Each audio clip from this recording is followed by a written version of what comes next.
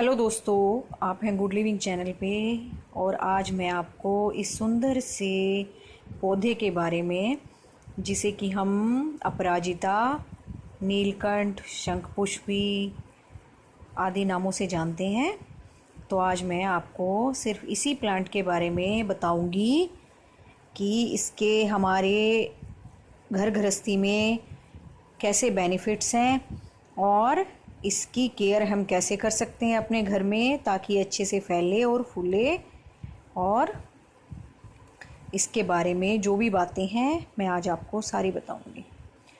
तो दोस्तों, संस्कृत में इसका नाम है विष्णुकांता, विष्णुप्रिया, जो कि बहुत सुंदर नाम है। और अब बारिश के दिन चल रहे हैं, बारिश के दिनों में इसकी ग्रोथ बहुत अच्छे से होती है। तो आप इस प्लांट को ज़रूर अपने गार्डन में लगाएं। इसके खाली औषधीय गुण ही नहीं है, इसके औषधीय भी गुण हैं, इसके वास्तुशास्त्र में भी गुण है, इसके आयुर्वेद में भी गुण है, अपनी मेडिकल साइंस में भी इसके काफ़ी गुण हैं।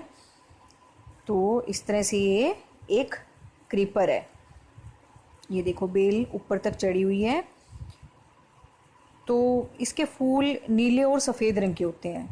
फ़िलहाल मेरे पास ये नीले रंग वाली है और मेरे ख्याल से पूरे भारत में इसके ये प्लांट मिलते होंगे, लेकिन ज़्यादातर नीले फूलों वाली मिलती है।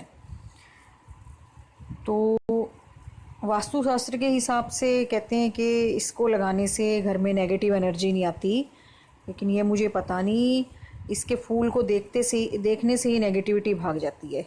ये मुझे इतने सुंदर लगते हैं, तो पॉजिटिविटी तो वैसे ही अपने आप आ जाएगी। तो इसकी फलियां होगी, जो फलियां बनती हैं इसकी फूल के बाद, वो बनेगी तो मैं दिखाऊंगी। इसकी फलियां होगी जिसमें से काले बीज निकलते हैं, वो इसके फूल होंगे, सूखे हुए या ताज़े फूल होंगे। इसकी जड़ होगी, इसकी छाल है, मतलब सारी ही चीज़ें इसकी हमारे आयुर्वेदिक तरीके से और हमारे हेल्थ के बेनिफिट से सारी ही चीज़ें इसकी हमारे लिए लाभदायक हैं। तो वास्तु शास्त्र में कहते हैं कि इसके फूल को अपनी तिजोरी में रख देते हैं तो धन संबंधी कोई भी समस्या वो ख़त्म हो जाती है। तो आप ऐसा करना चाहें लगा के तो कर दें। और मेडिकल पर्पस से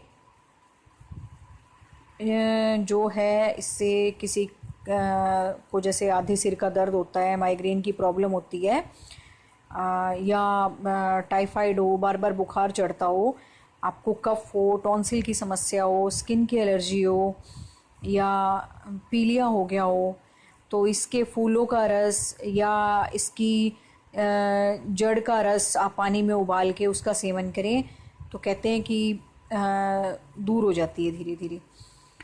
तो इसके फूलों से लोग सूखे फूलों से भी चाय बनाते हैं, ताज़े फूलों से भी चाय बनाते हैं। तो दोनों तरीके से आप इसको, जैसे ग्रीन टी बनाते हैं हम लोग अपनी, इसको पानी में उबाल के और थोड़ा ठंडा करके उसमें लेमन और हनी मिला के आप पी सकते हैं। तो ये आपकी बॉडी को डिटॉक्सिफाई भी करता है और एक नेचुरल एंटीऑक्सीडेंट भी है ये।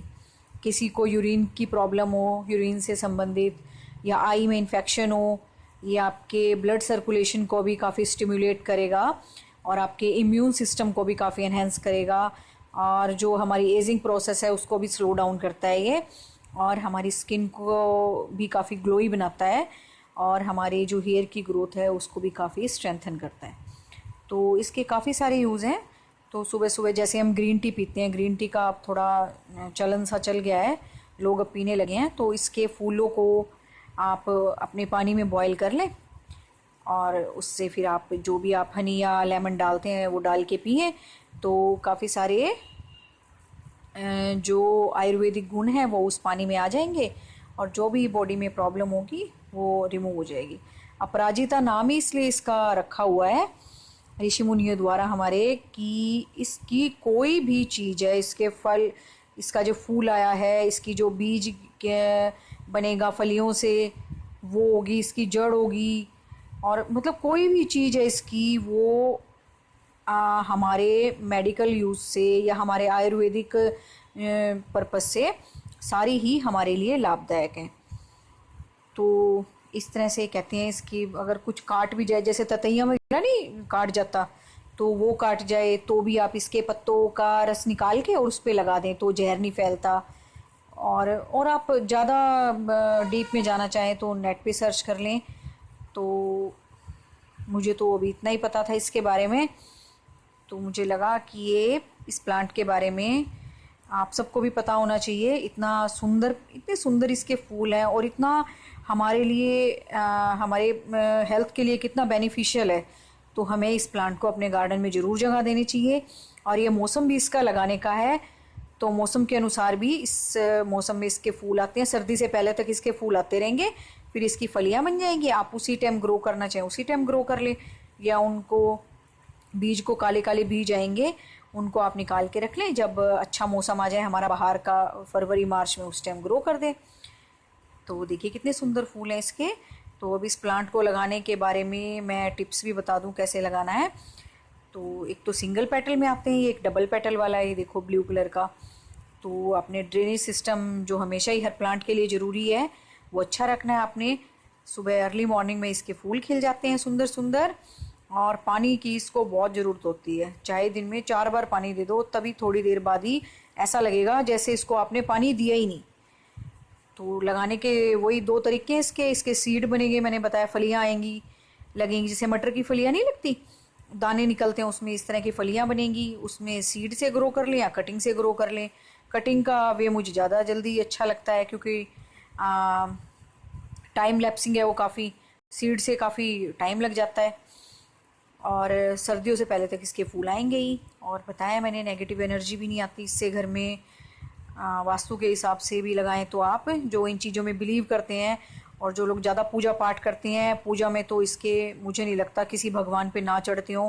कहते हैं भगवान शिव पे भी चढ़ते हैं इसके, विष्णु पे भी चढ़ते हैं, गणेश जी पे भी चढ़ते हैं, और मोस्टली सभी भगवानों पे इसके फूल चढ़ते हैं। तो उस हिसाब से भी अच्छा है आपके लिए, है ना। कोई भी किसी भी एंगल से उठा के देख लो, ये प्लांट आपके गार्डन में होना ही चाहिए, है ना। इसीलिए इसका नाम अपराजिता है, और इसको हमें अपने गार्डन में ज़रूर जगह देनी चाहिए। इसी उम्मीद के साथ मुझे लगा है मैंने सारी बातें इसके बारे में ऑलमोस्ट बता दी हैं। तो आप इसे अपने गार्डन में लगाएं, इसी उम्मीद के साथ। Thank you very much.